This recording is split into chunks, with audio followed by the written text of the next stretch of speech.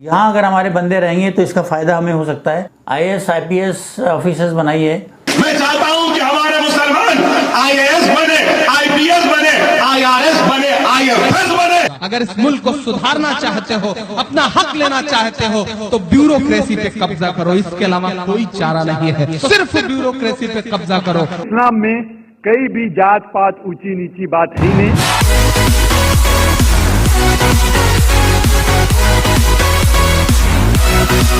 मेरे गेट पर आकर कट्टरपंथियों ने स्टूडियो के अंदर घुसने का प्रयास किया। वीडियो आप देख सकते हैं। मेरा प्रश्न है कि इस कार्यक्रम में ऐसा क्या है आखिर? अरे काफी चला इससे बोला ये काम बंद करें। सुराज चौहान ठीक है सुनिए।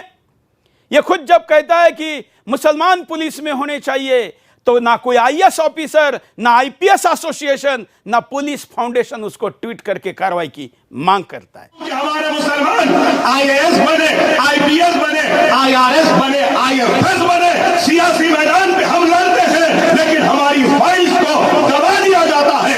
इसलिए क्योंकि वो आईएएस आईपीएस आईएफएस की कुर्सी पर मेरा अपना कोई भाई नहीं है, गैर है, तो उसको दबा देता है। मैं यहां ये तो चिरकुट है एक राजनीति का छोटा सा। तसव्वुर करो कि अगर एक थाने में तुम्हारे नाम का एक सिपाही आ जाता है तो थाने का निजाम बदल जाता है। जिस दिन तुम किसी जिले में कलेक्टर बन के बैठोगे, जिस दिन तुम किसी जिले में सुपरिंटेंडेंट ऑफ पुलिस बन के बैठोगे, उस दिन जिले का हाल क्या होगा। अगर इस मुल्क को सुधारना चाहते हो, अपना हक लेना चाहते हो, तो ब्यूरोक्रेसी पे कब्जा करो। इसके अलावा कोई चारा नहीं है। इंजीनियरिंग पढ़ा लोगे बच्चों को, डॉक्टरेट पढ़ा लोगे बच्चों को, अपने बच्चों को बहुत बड़ा बिजनेसमैन बना दोगे, अरबपति बन जाओगे, तुम्हारा फायदा होगा, खुद का फायदा होगा। लेकिन अगर नस्लों का फायदा करना चाहते हो तो सिर्फ ब्यूरोक्रेसी पे कब्जा करो, पावर अपने हाथ में लो। निजाम बदलना चाहते हो तो सिस्टम का हिस्सा बनो। तसव्वुर करो कि अगर एक थाने में तुम्हारे नाम का एक सिपाही आ जाता है तो थाने का निजाम बदल जाता है। जिस दिन तुम किसी जिले में कलेक्टर बन के बैठोगे, जिस दिन तुम किसी जिले में सुपरिंटेंडेंट ऑफ पुलिस बन के बैठोगे, उस दिन जिले का हाल क्या होगा। अगर इस मुल्क को सुधारना चाहते हो, अपना हक लेना चाहते हो, तो ब्यूरोक्रेसी पे कब्जा करो। इसके अलावा कोई चारा नहीं है। ये लोग जो कह रहे हैं, ये जीना ने कभी कहा था कि आपको ब्यूरोक्रेसी में घुसना चाहिए, तभी इस देश का विभाजन संभव है। ये बात करने वाले लोग इस देश के 150 करोड़ हिंदुस्तानियों के सबसे बड़े दुश्मन हैं, और जो हिंदुस्तान का दुश्मन है उसका मैं दुश्मन हूं। कि जो आईएएस बनता है, जो अधिकारी बनता है, जो सरकार का प्रतिनिधि बनता है, वो साधारण किसी राज्य सरकार की व्यवस्था से बने, वो चपरासी हो या इस देश का चीफ सेक्रेटरी हो, हम ये मानते हैं कि उसकी कोई जाति नहीं है, उसका कोई धर्म नहीं है। मैं हिंदू को भी नहीं कहूंगा कि वो न्यायाधीश हिंदू बनकर बैठे, ना मैं पुलिस के किसी थानेदार को भी कहूंगा कि वो हिंदू बनकर काम करे। उसके लिए तो वो हिंदुस्तानी बनकर काम करना चाहिए ना। लेकिन जब एक पूरे समाज की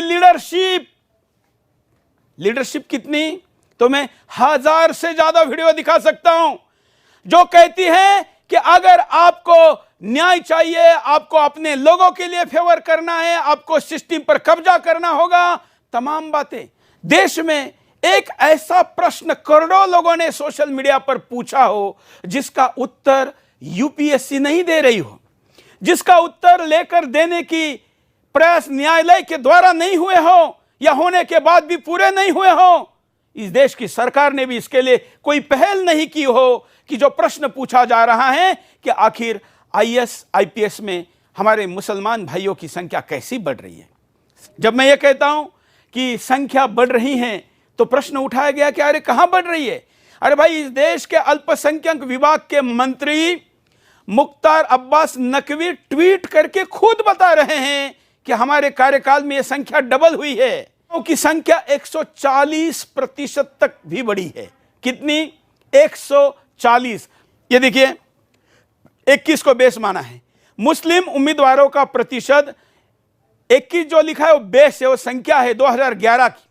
2015 में यह प्रतिशत 80 होता है, 2016 में यह प्रतिशत 140 होता है, और 2017 में यह प्रतिशत 140 होता है, 2019 में यह 120 होता है। मुझे समझ में नहीं आता कि आखिर इतने गति से कोई संख्या बढ़ रही है, ऐसा लोकतांत्रिक व्यवस्था में सवाल पूछना भी गुनाह है क्या?